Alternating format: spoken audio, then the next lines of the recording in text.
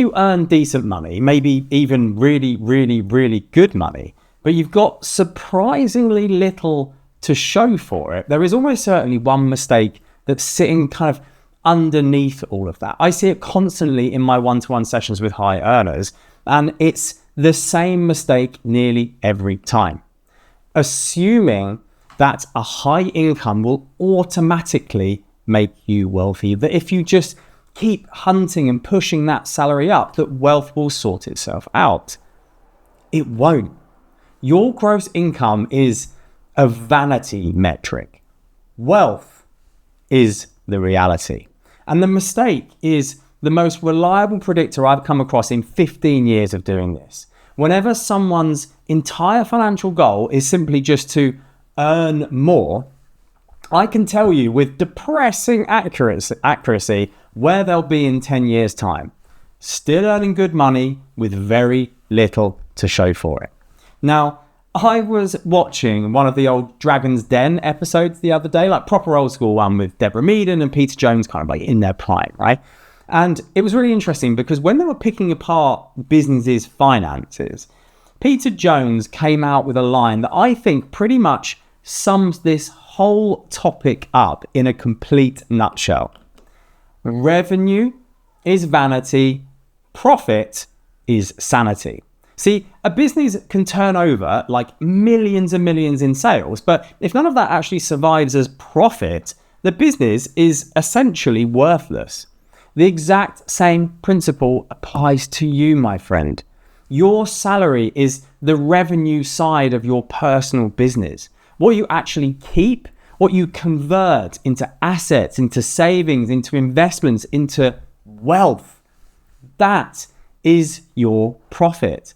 So the true measure of how you're doing financially is not how much you earn. That's a vanity metric. It's how much you actually keep. Now, to be clear, obviously, a higher income is genuinely valuable. I'm not saying that there isn't a correlation there. It's an important part of the overall equation. Obviously, the more that comes in, the more theoretically you have available to build with. I get that. But the assumption that it will automatically convert into savings, investments, and a comfortable retirement is inherently flawed. That conversion doesn't happen by accident. It has to be engineered. The fundamental shift is to move your attention from focusing on your income and how much you earn to your profit figure, how much you're keeping, your net worth. This is one of the first things that I get people to do in our sessions.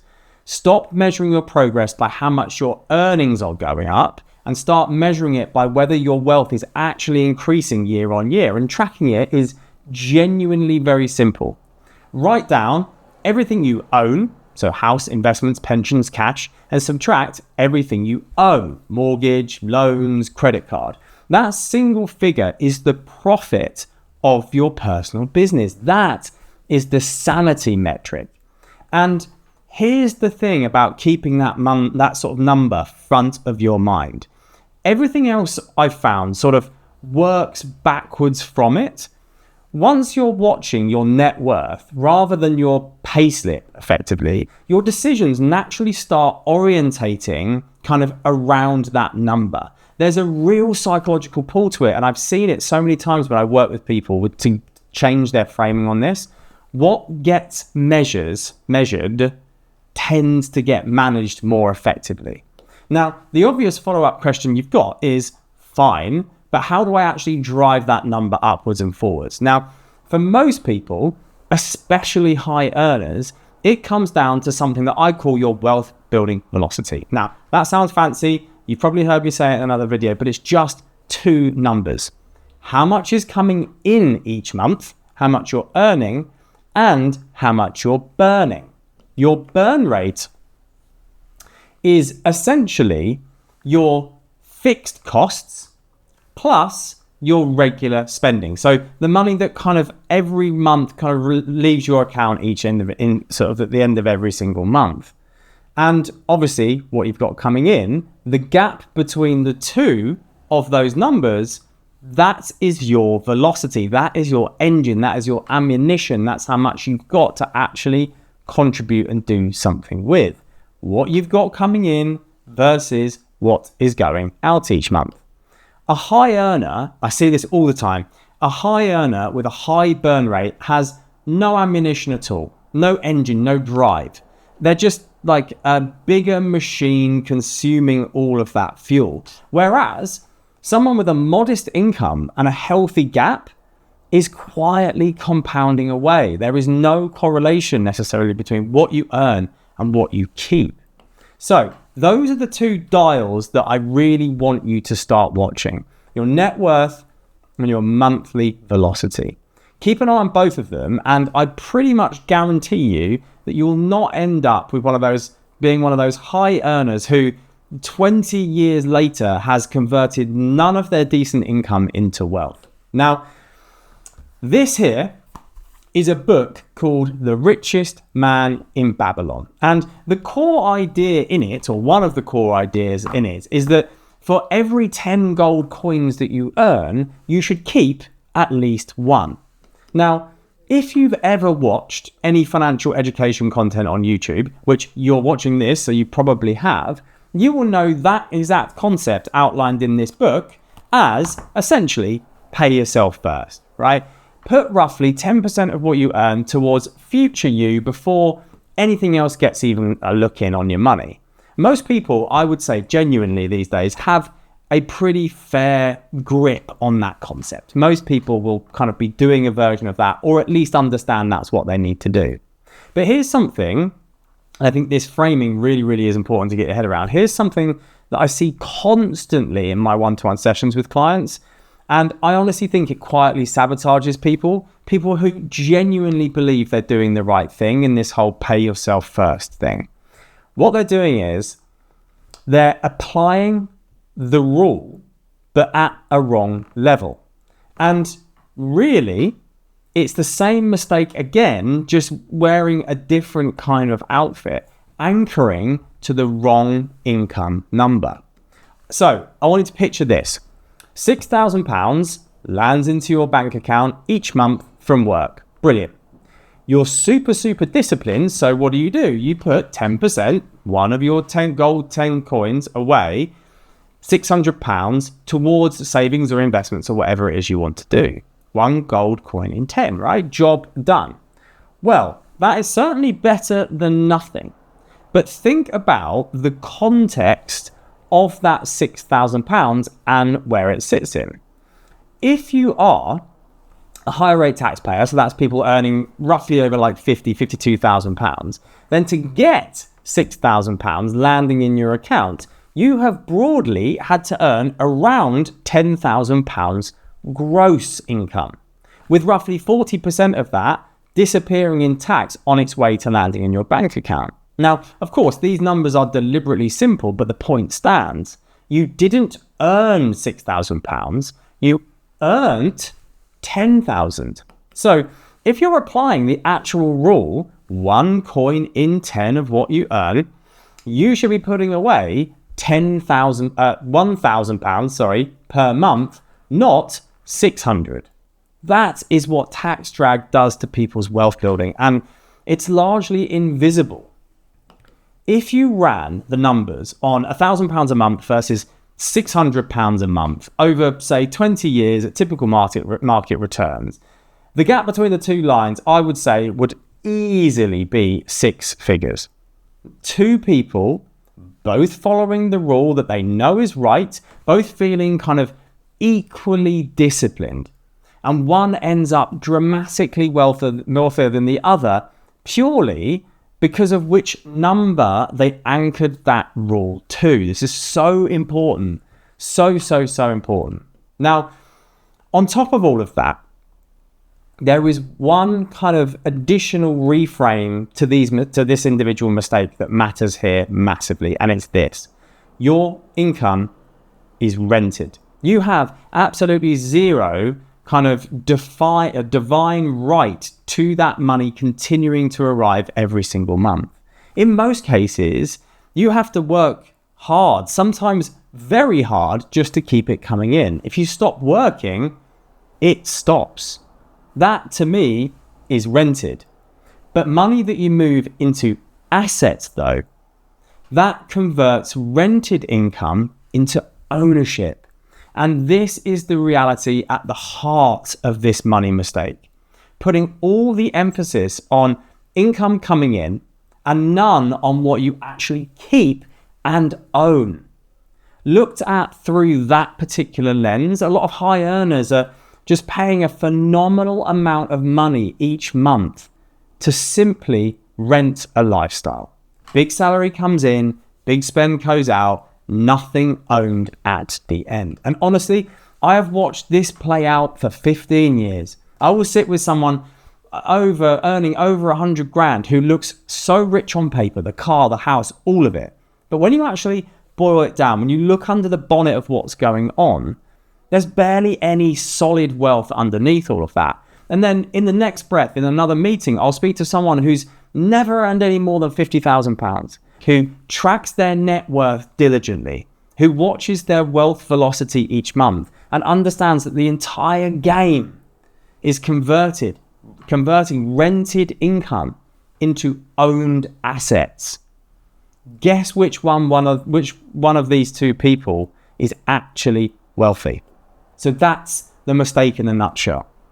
The way out of it, practically, comes down to essentially two main routes. And I would say the order of those routes matters the most, essentially.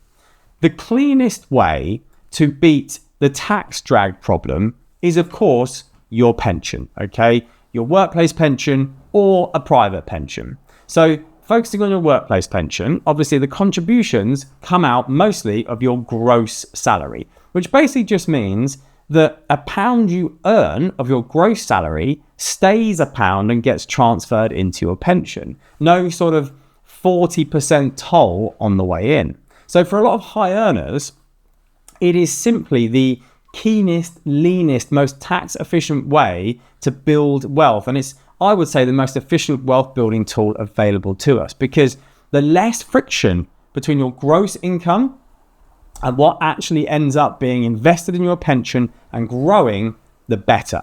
And closing that gap is the most important part. Look, you're probably already there ahead of me. The trade-off is obvious with a pension. You can't touch any money in a pension until 57, and you do have to think about some of the taxes on the way out of a pension.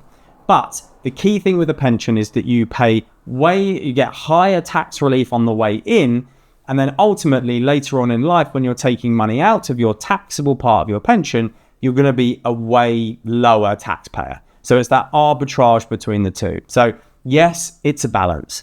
So the key thing is, again, if you need to access the money before age 57, it's currently 55, it's going out to 57 like next year or the year after. So I've assumed just 57 for everyone watching this. If you need the money before then, you need to have a firm grip on what your burn rate and what your velocity gap is. And that's why it matters so much for what you actually keep from net pay.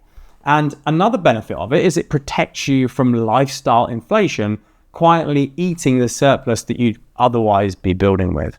So for money outside of a pension and what's landed in your sort of bank account, the deciding factor on what to actually do with it to start building your wealth is time. If you won't need it, or won't need a lot of it for, say, 5 years or more, that money should generally start to be looked to be invested. Now, 5 years is kind of the key threshold, because over that sort of time horizon, investing carries what we call positive expectancy. It just means that it's likely, more than likely than not, to grow. Under 5 years, markets can fall and stay down for 2, 3, 4 years of those 5. So you don't want to be forced into selling into that sort of environment under that period of time. Now, here's another absolutely key critical point. Investing doesn't mean that you have to take your safe cash and pile everything into the stock market either and have that scary bumpy ride.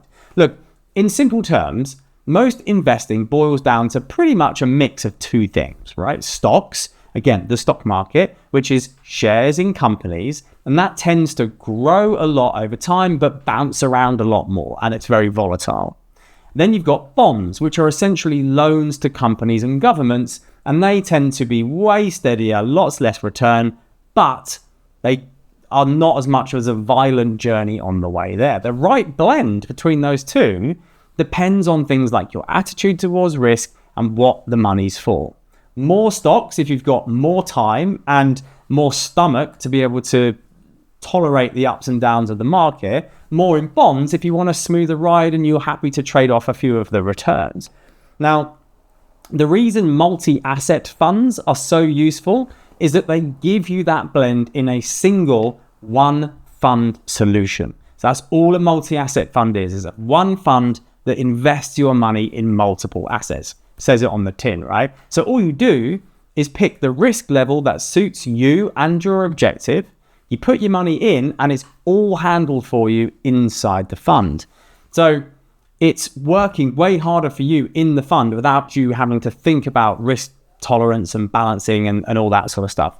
Again, a couple of the more popular ones are Vanguard Life Strategy and the HSBC Global Strategic Range. So whatever you do, just look for one that meets your attitude towards risk and goals. Now, again, if the money's needed within 5 years, sure, cash is the one. Yes, inflation will nibble at it, but over a short enough window, that's a far smaller cost than taking investment risk that you don't have time to recover from.